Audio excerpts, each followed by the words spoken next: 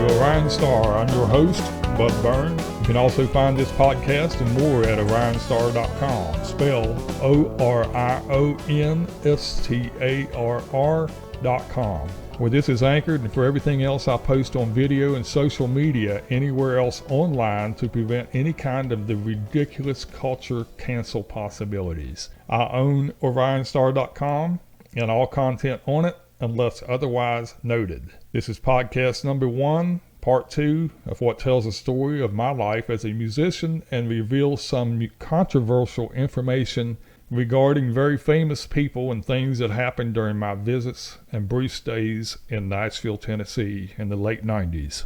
And I'll try to stay with me on this podcast because it gets intense and interesting as we go. Starting at the beginning of my musical tenure, the boring and humble beginnings. I started playing around on the guitar as a youngster around the age of 8 or 9 years old. I didn't really learn much, but I unknowingly conditioned my fingers for when I actually started learning things that were musical on the guitar. Around the age of 11 or 12, we had moved from Heartland, West Virginia, to a place named Mesa, West Virginia, where my mother wanted to try her hand at being a restaurant owner and operator. Now up the road about 500 feet from our house, across from the Buller's Exxon of the gas station, I had discovered that there was a couple of older men who were brothers that sat on their porch in the afternoons with a guitar and a fiddle, playing bluegrass and country tunes. Now with my interest of music and being drawn to it, I made friends with them. They let me bring my cheap guitar and sit on their porch and play with them sometimes. I learned most of the structure of Wildwood Flower on that porch. I didn't know many chords, but it seemed that G, A minor, C, and D was enough to get the job done for most of the songs they did. I learned some from those guys, but it made me want to learn more. That year in 1978, my mother bought me a Roy Clark Deluxe Big Note songbook that had colored numbered stickers in the book that allowed to place and identify where the notes were on the neck, and by numbers, where to place your fingers for certain chords. It was actually helpful, and I think it was where I learned the song Country Roads and Under the Double Eagle, and some other songs I played around with. I later watched Roy play Under the Double Eagle and Hee Haw a year later and advanced my simpler version of it towards what he did on TV. My growth was stunted in learning music on the guitar, so I traded for a cheap bass guitar and discovered that the lower strings of a flat top was the same as the bass guitar, E, A, D, and G. Now being that the bass note followed by the strum, the higher sounding strings on a flat top, led me to think that the bass player played those same notes with the rhythm guitar accompaniment, and I was right. That led me to learn some on the bass on a very non-technical level, however, still musical. About 3 or 4 years of me picking up the guitar just once in a while, not having any inspiration, had me in a static position of learning music or anything on the guitar or bass. The interest in playing was fading as well. In 1982, I went to a town celebration at a new town that my family had moved to in Golly Bridge, West Virginia. And they had bands and DJs play for the street dances in the Kroger parking lot. This is where I met what had become a lifelong friend to me, Tim Belcher. I had long hair, I was dressed in jeans and t-shirt, leather vest, a chrome motorcycle chain, and leather belt and motorcycle gloves. I drew attention like Tim did in his similar clothing and long hair. Bikers would ask me where I had my bike parked, and I told them out front. Unbeknownst to them, I didn't even own a motorcycle. Now the band playing that day was a group called Hidden Forces, and they were playing rock songs that were current at the time and some older 60s and 70s songs. Tim had invited me to come to his house up on the hill from where I'd lived, and I did visit the next day. Now he played some guitar and bass and had all sorts of music equipment and instruments. And he was storing some PA equipment in his garage for his cousin, Steve Ziegler, and it was a band called Warbucks. It was a very popular metal band locally. Now, they called Steve Ziggy, and Ziggy was a very good guitarist, in which his abilities included him playing Eddie Van Halen and Randy Rhoads styles, for Ozzy Osbourne, and he was very fluent with it. So after explaining to Tim that I was a bass player, in which I lied to a large degree, he and I spent the next few months trying to get something together as a band, and we failed at every turn. I was good enough as a bass player to fool Tim, because he wasn't much better at playing than I was to be too critical. In the summer of 1983, I met a guy that Tim had played some music with before named Bruce Morris, another person to become a lifelong friend. Now, we met on the streets of Golly Bridge, and Tim was there with me, and we chatted some until Bruce had to leave. Moving forward, to save time on too many details, New Year's night of 1984, the guys Tim played with before I met him showed up at Tim's door, where he and I had gotten together with a couple girls to ring in the new year with. They said they were going to have a party and jam. The girls weren't interested in it, so they went home, and Tim and I piled up in the car with everyone, with amps and guitars and whatever else we could fit in a couple cars, and we went to a house of a fellow named Leon Blankenship. Now, we had an awesome time, and we formed a band there that night, under the influence, of course.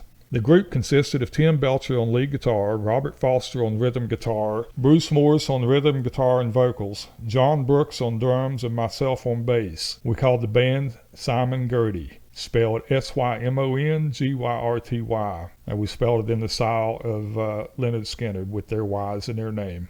We practiced songs like Horizontal Bop by Bob Seger, Things Going On, Whiskey Rock-a-Roller, Give Me 3 Steps by Leonard Skinner, and Already Gone by the Eagles, just to name a few. Now, Bruce had a few original songs he wrote that we learned, and they fit the styles that we played, and I still remember those songs to this day. However, we practiced for months and never played out anywhere, so it got boring to me and drama creeped into the band, and I eventually quit and the band broke up. Now, a few more arrangements like that happened over the next year or two that weren't productive outside of making my chops better as a bass player. Now, one more rendition of the Simon Gerty Band happened in Boone County in Potona, West Virginia, where I met some folks, and a woman was a singer. Not a great one, but she owned PA equipment. We played most of the same songs with additions of songs that Shirley liked singing, such as Grandpa and Have Mercy by the Judds. Now, the band consisted of me, Bruce Morris, John Brooks, Junior Massey on guitar, Shirley Hager on vocals. Junior quit later, and a guy by the name of Benji Workman became our guitarist. And when he quit shortly after, we had a guitar named Mark Atkinson. Both were stellar musicians. We practiced very often, sometimes every day for hours at a time, and we eventually played a few gigs at a local bar, one of them named The Hilltop, a place where I met a smoking guitarist and singer named Dave McCormick. They called Dave Corncobb. He was nicknamed that as a youngin'. He was 17 years old at the time I met him at one of his gigs. I'm not sure how he got in the bar, but he did, and he played his heart out. Dave appears later in my life as well. Dave can be found on YouTube under Dave McCormick. It was there in Boone County that Bruce and I had a falling out over stupid stuff, and we parted ways. We repaired our relationship a few years later, and we've been friends since. I also had a falling out with Shirley, and also stopped going there to play music and visiting. I never went to their house again. Needless to say, that band broke up in unfixable pieces. In 1986, I married my first wife, Christine Loving. Her last name was Gross when I met her. During the first year of us being together, while staying at her mom and dad's house, because we were both unemployed, a friend of mine called me to come and work with him at his newly started machine shop because he knew that I had some exposure and light experience with simple machining. It seemed like everything fell right in my lap at once. I got my first gig as a lead guitarist with Smoky River Band, fronted by singer-guitarist Larry Helmick, and got the machine shop job almost at the same time. Now, my brother joined the band a couple months later with no experience. He could play 2 or 3 songs loosely on the bass. He practiced some on my cheap bass guitar that I left behind when I got married and moved away. He was, and still is, a natural talent. In the week before his first gig, before the time he started playing bass in the band and his hire to join, I worked with him all week long, and believe it or not, he was ready in 1 week to play a 4-hour show. His hands weren't ready, but he pulled it off. His fingers bled before the night was out. Anyway, Steve Byrd is my friend who had the machine shop. He is, and even then, was a magnificent lead guitarist and had already had some road experience. His sister's name is Vicky Byrd, and she was a regular on Hee Haw and a frequent guest on the Ralph Emery Show in Nashville, Tennessee. She had some success with her recordings, but never reached the level of superstardom. Now stick with me, the story will fall in place and you'll see the relevance of everything. So Steve stopped playing on the road with his sister's band and joined a band called Southern Comfort, fronted by singer, rhythm guitarist Mike Spalding. And I used to go see him play some at the time. He was amazing to me. He inspired me to strongly pursue music, particularly lead guitar. At the time Steve called me to work in the shop, he had married Lucinda Snodgrass, also known as Cindy, and was playing guitar in their family's band, Southbound. featuring Leslie Snodgrass on vocals and bass guitar, Randy Truman on the rhythm and vocals and occasionally drums, Brad McLaughlin on drums, and Steve's wife Cindy on vocals. I went to hear their band as often as I could, but I wasn't able to go to hear them very much since I was playing with Smoky River Band and we had some gigs on the same evenings. Sometimes Smoky River Band would be playing out and the South Band would come in and to hear us play. And I would fall apart when Steve walked in and I would start shaking. Literally. My hands shaking so bad that my playing would just suffer horribly. It was very intimidating to see my guitar hero walk in.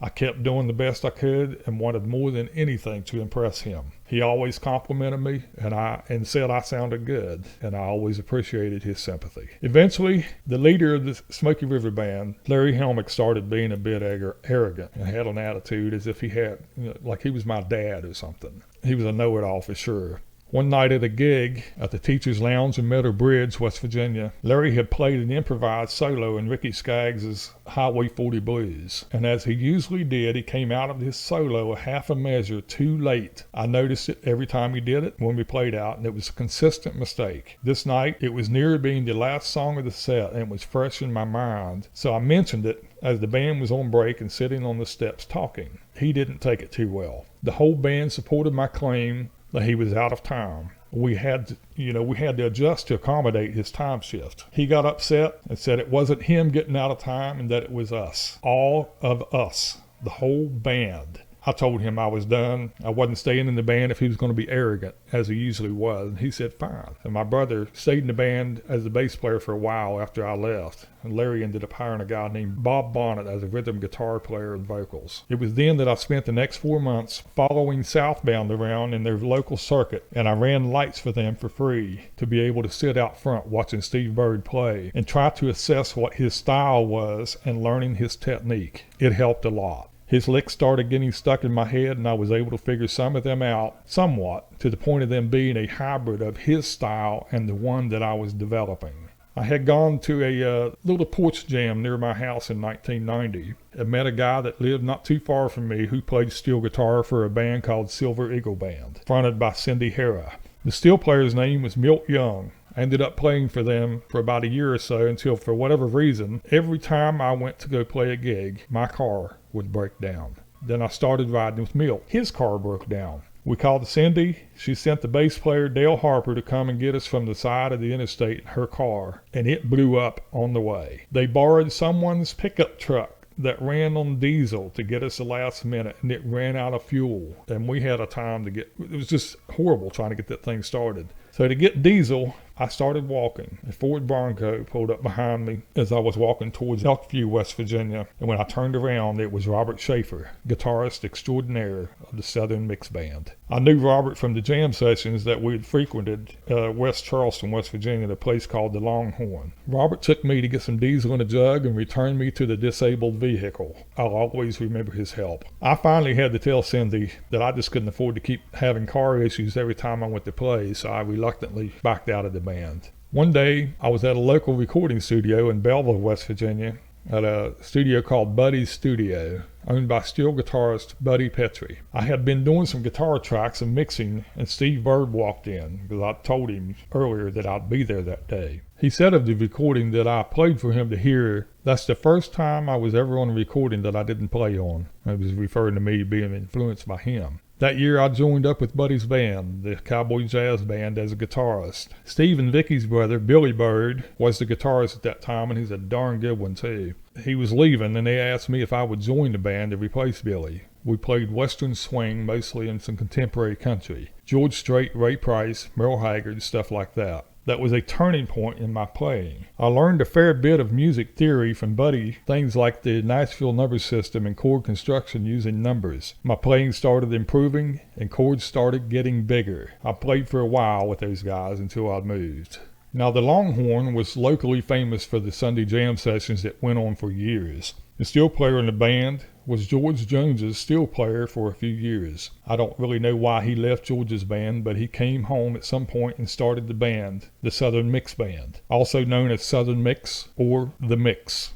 Robert Schaefer was the lead guitarist. Robert is a 3-time national flat-picking champion, and in this setting he was playing electric Telecaster guitar. Billy Boggs, Gary's son, was the front man after a while. Billy played fiddle, banjo, keys, and guitar. Big John Thornton was the bassist, and he sang as well. Sugar Ray Edens was the drummer who sang and played harmonica and was the flamethrower. Yes, I said flamethrower. He would grab a bottle of butane, fill his mouth and esophagus with butane while playing songs like The Fireman or Ring of Fire, and would proceed to make a huge fireball come out. He did that for so many years that the ceiling was black over his drum set. The Longhorn boasted visits by Willie Nelson, in whom went outside at one point and directed the traffic on a state roadway. Famous steel guitar player Buddy Emmons stopped by one night and played. Reba McEntire's band came by and jammed. This was a bit of a reoccurrence since Gary very smartly would send his limousine to the Charleston Civic Center with an invitation after a big-name act would finish their concert. The crowd would be jam-packed during those nights. The celebrities would show up. Promotion at the cost of a limo rental. Now slowly the story is creating the web that you'll see come together. Stick with me. The big reveal is coming in just a little bit. One night at the Longhorn, about 1992, I had a fellow named Glenn Jarrett approach me, telling me he was a keyboard player. He said his nephew had just come back from Nashville and was looking to form a recording road band and was interested in me as a guitarist. His nephew had a recording contract and had a record released under a major label. Glenn heard me play already in the jam just a few moments earlier. So I ended up going to his house that week because I was not in a band at the time, and I met with him and his nephew and other musicians that they had gathered together. The nephew's name, Ron Taylor. I joined up with the band in which we called it Dakota. He was in a band called Trace in Nashville, and they had recorded a record in the mid-'80s that debuted, if I remember correctly, number 57 on either Billboard or Cashbox charts, with a song entitled Smack Dab in the Middle of Love. They did this under the artist manager, Jock McFadden. Trace was fronted by a trio, lead singer Steve Connery, Ron Taylor, and his brother Norman Taylor. The project never worked out since promotions were discontinued, if I am correct. Norman married Jock McFadden's daughter and still lives in Nashville. Ron was still under a contract with Jock's company when I met him, the McFadden Music Group. Ron had Jock to release him so he could get a contract somewhere else. I went with him and met Jock briefly. Ron never did secure another deal with anyone else. Jock McFadden passed away in 1998. Deseret News wrote on Jock, quote, "Country music manager Jock McFadden dies at 71 from cirrhosis of the liver. Country music manager Jock McFadden, who shepherded the careers of Billy Ray Cyrus and Buck Owens, has died," friends said Wednesday. McFadden, 71, died Tuesday from cirrhosis of the liver, just a day after Cyrus swept 5 trophies, including the Entertainer of the Year at the CNN Music City News Awards ceremony. For more than 30 years, McFadden managed Buck Owens' career, and he served as a talent coordinator for long-running television show Hee Haw, unquote. While practicing with Dakota, my wife Chris and I had suffered a house fire that destroyed 95% of everything we owned and my music equipment. Now, my main gear was not there, but it was at a practice room where Dakota practiced, and that was at Glenn Jarrett's house. I had to pack what I could save, which was not much, and we moved back in with my mother back in Gully Bridge for a short time. So the whole thing with making music with Ron and the band was over for the time being. I went through a few short-lived bands, sat in with a few as well, trying to drum up gigs anywhere I could, but it was a bit of a dry spell. Then I met a guy named Jim Matheny that I had known of through my musician friends and whom played piano and wrote songs. He was looking for musicians to put together a band to back his soon-to-be recorded and released album. I joined up with him for a few months. The band was called Area Code 304. In those couple of months of rehearsal in a lounge called Smiley's in St. Albans, West Virginia, it was planned by Jim to take me and our singer, Kathy Parsley, to Nashville at the Cinderella studio owned by Wayne Moss, who was also the guitarist for the band Barefoot Jerry. Jim had arranged for most of the Hee Haw band to back him on this recording. Notably, Russ Hicks, the steel player, was the producer of the album and the steel player, and Russ's brother Dave Hicks was the bass player. I wasn't scheduled to play or sing or anything at this recording. They heard me humming a harmony line during a playback from where I was standing across the room, and they asked me to sing that part on that song. So I did. But I never got credit on the album cover, but I am on the song, and I think the song was entitled Working for Turkeys. Jim was a bit of an eccentric individual. He had stopped listening to mainstream music in the 70s so it wouldn't affect his writing and composing. Thus, his writing sounded dated in the 60s and 70s, at the time he was listening to mainstream.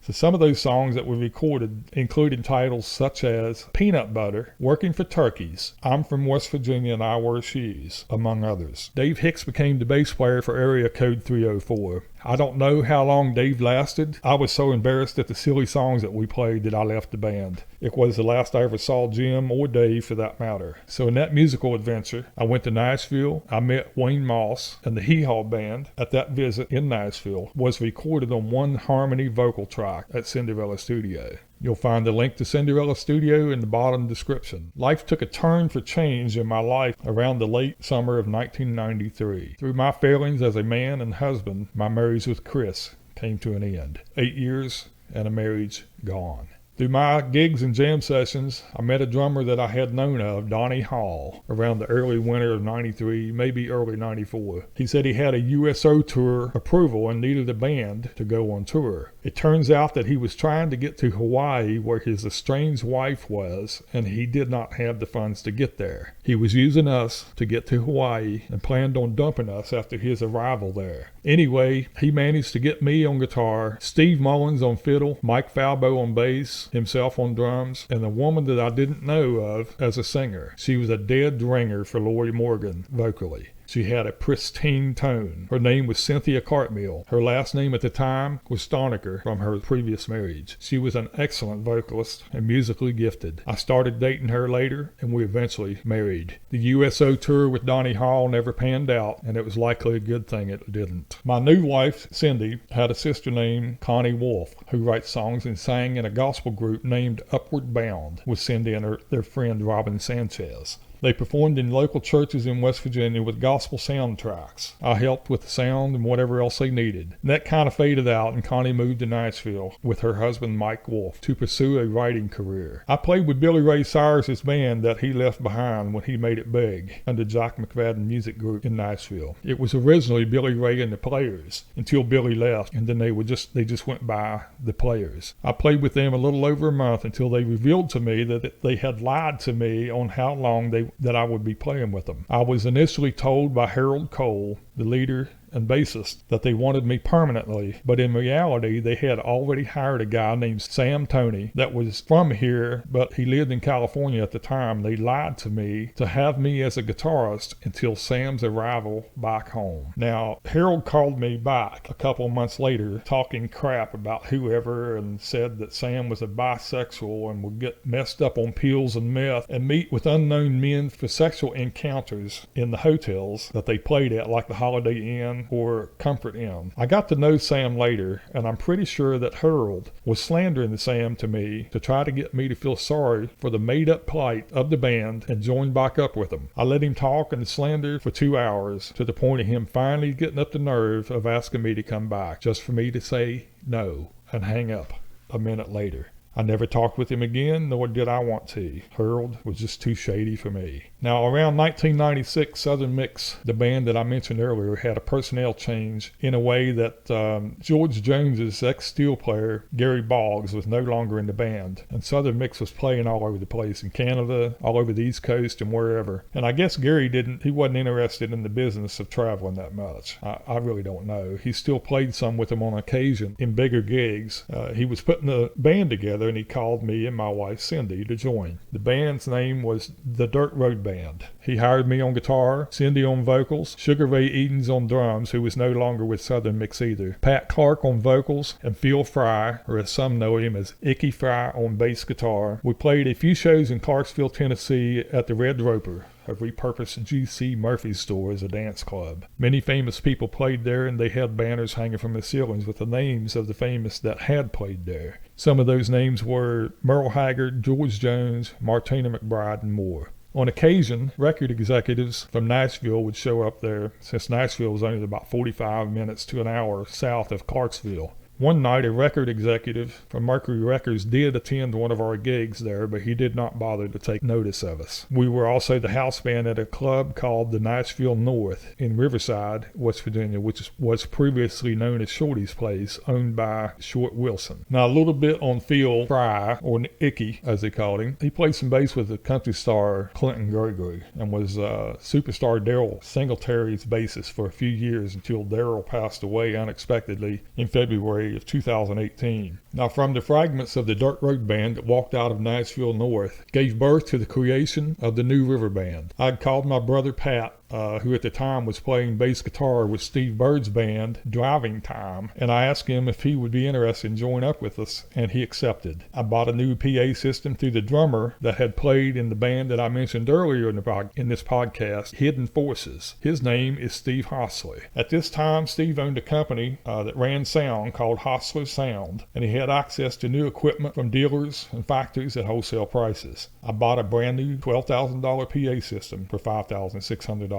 It was more than sufficient for any outdoor venue or indoor venue, any festival. Steve later ran sound for Big Axe and did several gigs with Garth Brooks and became friends with Garth and his wife Sandy, as I understand it. Now, my wife's sister, Connie Wolf, who had moved to Nashville, had been there for about a year and had made some connections, notably with the songwriter Ben Peters. Ben is well known for songs such as Kiss an Angel Good Morning, performed by Charlie Pride, Before the Next Teardrop Falls, performed by Freddie Fender, and many, many more. Now, Connie also met and started working for Ben's son as his assistant, Justin Peters, of Songs for the Planet, a demo studio and publishing company. Connie also made connections with David King, a producer at Gateway Entertainment, Incorporated, a division of Cornelius Productions. Ron Cornelius was and still is the owner of Gateway Entertainment. Now, stick with me, things are heating up. So in the connections made to this point between Connie, whose pen name is Constance, and her catalog is ABET International Group, she arranged a meeting with David King and my wife Cindy. I attended that meeting as well. We met at Gateway Entertainment on Music Row, Nashville. David had worked up a record deal with Cindy, and it was approved by Ron Cornelius, head of the record label, to record one song and release it to 1,800 radio stations and syndications in 18 countries. If it would be successful, they would record a subsequent song,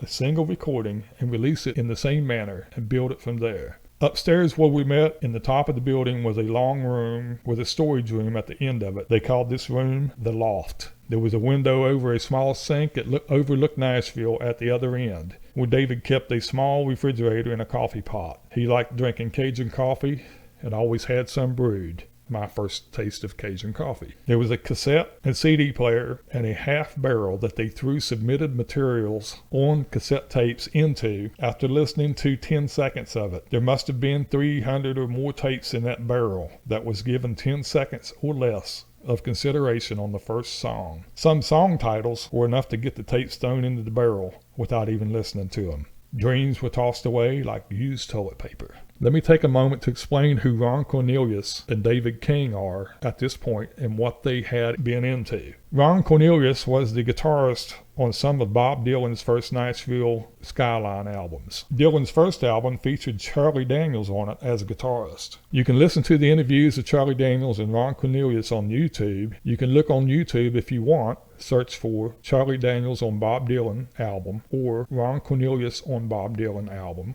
and there's plenty of info online. David King claimed to sit in and occasionally play keyboards for a semi-successful national band out of Texas named Mason Dixon, which had a release called Along Comes Karen in 1988. I could never confirm that claim of him playing with them, let alone him knowing them. One day, while my wife Cindy was out with Ron Cornelius and some other record executives attending Faith Hill's celebration of her double platinum album, which was attended by Tim McGraw, other executives, promoters, and the sort, and the party was crashed by Tanya Tucker, I was up in the loft with David King hanging out and talking, waiting for their return. And I was playing on a flat top, and David complimented my playing. He said that I was a good player and he liked my style, and that it was sort of like Ron's style.